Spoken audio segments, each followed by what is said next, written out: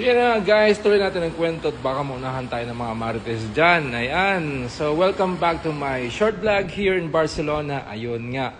At nagpasya nga kami pumunta rito sa mga bulubundukin na ito, sa bundok na ito, dahil malapit lang naman sa tinutuluyan namin.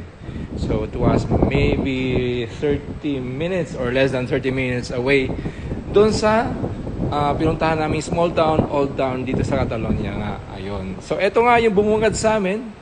Ayan. Napakagandang bundok.